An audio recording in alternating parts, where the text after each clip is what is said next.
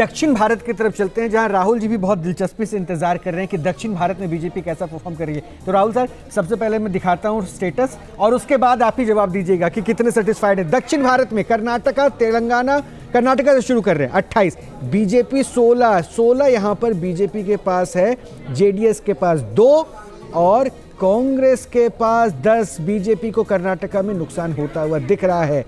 दक्षिण में हालांकि कर्नाटका के विधानसभा चुनाव में भी बीजेपी यहां से हार गई थी और यह माना जा रहा था कि शायद कर्नाटका में इस बार बड़ा नुकसान बीजेपी को हो सकता है। इसे हम अभी नुकसान की श्रेणी में लेके चलते हैं, अगले राज्य की तस्वीर भी दिखा देते हैं।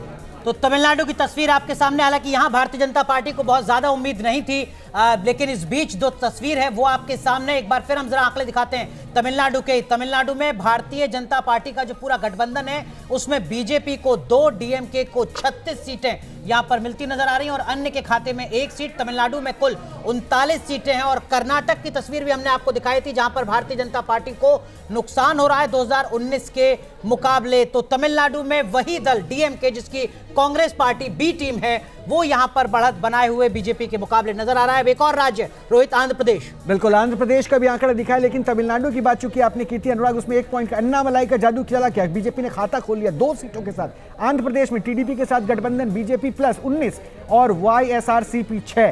कांग्रेस का खाता खुलता हुआ नहीं दिख रहा है। हालांकि ये मान के चला जा रहा था कि तेलंगाना में अच्छा परफॉर्म करेगी बीजेपी अपने गठबंधन के साथ। राहुल जी, सबसे पहले कमेंट दक्षिण भारत के। तेलंगाना भी आपके सामने, तेलंगाना भी बीजेपी 9, कांग्रेस 7 और एआईएम 1। हैदराबाद संभव है। राहुल सर, ये अपेक्षा के अनुरूप ही हैं। कर्नाटक में भी कम से कम मुझे तो ये उम्मीद थी कि लग ही रहा था कि बीजेपी को नुकसान होगा, लग रहा है कि वहाँ पे हुआ है, लेकिन उतना नहीं जितना कई लोगों को लग रहा था। तमिलनाडु में सबको स्थिति जाहिर थी, वहाँ पे अगर 2 सीटें मिलती दिख रही हैं बीजेपी को, तो एक कोयम्बटूर की हो सकती है, कन्याकुमारी की हो सकती है। अन्नामलाई का एक जो पूरा एक फिनोमिनन के रूप में वो आए वहाँ पर बीजेपी के जो प्रदेश अध्यक्ष हैं, हाँ। तो उन्होंने एक उम्मीदें जगाई थी, तो हमारा सर्वेक्षण बता रहा है कि वो वहाँ कामयाब वहाँ हुई है। आंध्र प्रदेश में कॉन्फ्लिक्टिंग रिपोर्ट्स आ रही थी। ये तो तय था कि टीडीपी और बीजेपी का गठबंधन वहाँ पर काफ़ी आगे रहेगा। टीडीपी वाईएसआरसीपी से इस बार टीडीपी की तरफ पेंडुलम जाना ही वाला था, तो वहाँ बीजेपी को इस गठबंधन के कारण काफ़ी फायदा हो रहा है। अब वोट शेयर आएगा तो पता चलेगा कि बीजेपी को वोट शेयर में कितना फायदा हुआ है, यानी 2019 में 0.96 वोट परसेंटेज था बीजेपी अलायंस का, 1% से भी कम। उस लिहाज से तो ये मतलब ये बहुत अच्छा आंध्र प्रदेश में इसको टीडीपी की जीत के रूप में हमें देखना चाहिए।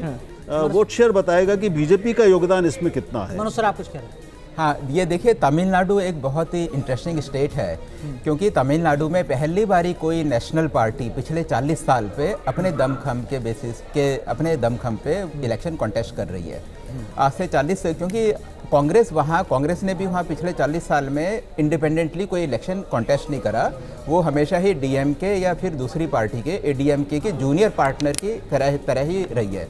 तो बीजेपी का प्लान बेसिकली तमिलनाडु में कुछ ऐसा है कि इस इलेक्शन में उन्होंने पूरी ताकत के साथ कॉन्टेस्ट किया, वहाँ उनका बेस है काफ़ी ज़्यादा हो गया। और तमिलनाडु में अगर लेट अस अज्यूम कि बीजेपी को जैसा कि हमने देखा कि अगर उन्हें 15% वोट मिल जाता है तो वहाँ वो एक स्ट्रॉन्ग पार्टी के रूप में एस्टेब्लिश हो जाएगी। और एडीएमके, क्योंकि जयललिता की डेथ के बाद एक लीडरशिप वैक्यूम वहाँ पर है, तो बीजेपी को ये आशा है कि धीरे धीरे वो जो वोट बैंक है वो वोट बैंक बीजेपी की तरफ शिफ्ट होगा। तो बीजेपी के लिए ये सबसे बड़ा इस इलेक्शन में, ठीक है उनके जो भी नंबर आएंगे, लेकिन ये भी एक बहुत बड़ा उनका अचीवमेंट होगा। लेकिन हरीश रावत साहब, जब तेलंगाना को बनाया गया था आंध्र प्रदेश से अलग, तब आप सत्ता में थे, आप तो खुद मंत्री थे केंद्र सरकार में।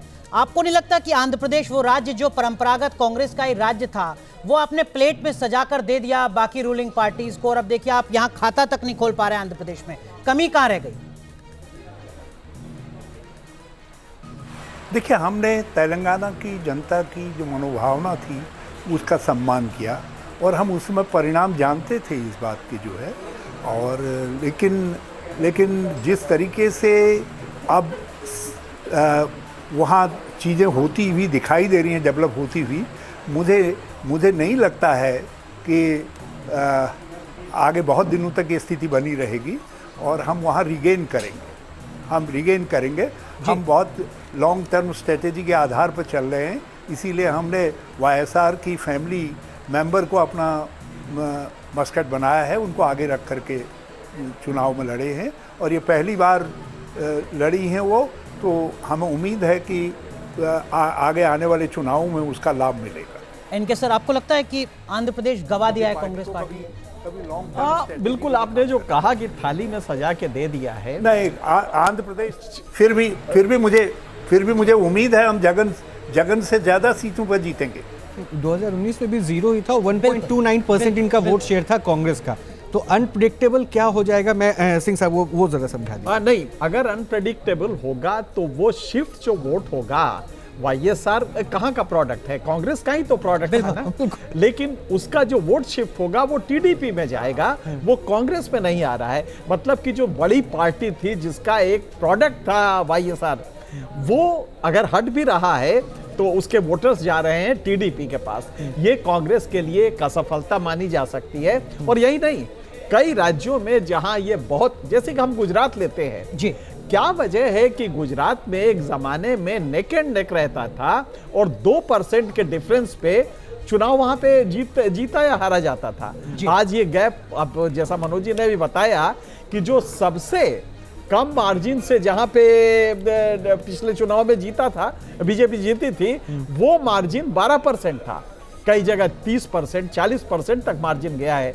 तो कांग्रेस ने कई जगह एक थाली में सजा के विपक्ष को, सत्ता पक्ष को, मतलब बीजेपी को या अन्य पार्टियों को अपना वोट दे दिया है। मेरे ख्याल से इसमें सुधार करने की जरूरत होगी। इनके साथ केरल की तस्वीर और जरा दर्शकों को दिखा दें एक बार। देखिए, केरल में कुल 20 लोकसभा सीट हैं और केरल का जो जनादेश है 2024 का न्यूज नेशन के सर्वे में, उसके मुताबिक कांग्रेस पार्टी को 19 सीटें मिल रही हैं, अन्य के खाते में 1 सीट जा रही है।